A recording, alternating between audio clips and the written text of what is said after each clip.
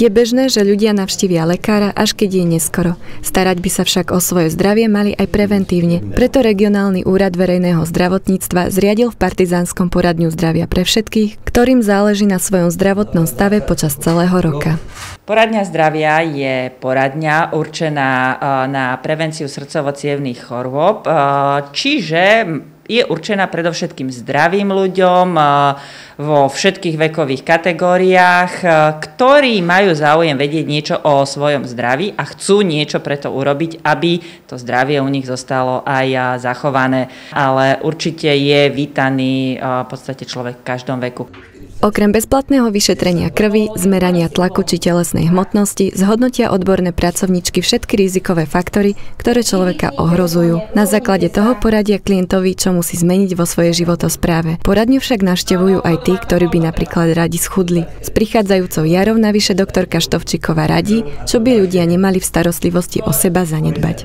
Vlastne po tom zimnom období určite sa spestruje už sortiment ovocia a zeleniny v obchodoch, čiže aj na prevenciu nejakej jarnej únavy treba pridať takej tej surovej stravy, ovocia, zeleniny čo najviac do stravy, dodržiavať pitný režim, ako sa bude oteplovať, stále je dôležitejšie zvyšovať ten príjem tekutín. Veľkou výhodou poradne zdravia je jej komplexnosť. Počas jedinej návštevy je klient nielen vyšetrený, ale sa aj dozvie výsledky i konkrétne rady. Do ambulancie stačí prísť s preukazom poistenca a čo je dôležité, nalačno. Niektorí občania už poradňu využili. No to chodím každý rok do tejto ambulancii skontrolovať svoj zdravotný stav, ako cholesterín sa všade nedá vždy skontrolovať. Na cukor krvi. To je také najdôležitejšie. Mnohí ľudia z Partizánskeho i okolia nevedia o možnosti bezplatného vyšetrenia i poradenstva v poradni zdravia, otvorenej v utorky každý párny týždeň v mesiaci. Paradoxne, neveľký záujem prejavuje najmä stredná a mladšia generácia.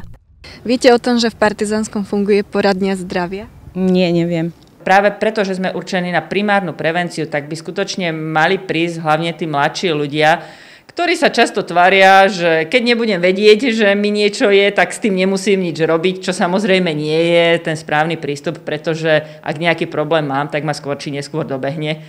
Záujemcovia môžu nájsť poradňu zdravia na ulici Rudolfa Jašíka, je však potrebné sa vopred objednať v informačnej kancelárii Mestského úradu. Zamestnávatelia majú aj možnosť využiť výjazdy poradne priamo na pracovisko a tým podporiť preventívnu ochranu zdravia svojich zamestnancov či dokonca predísť ich prípadnej práce neschopnosti.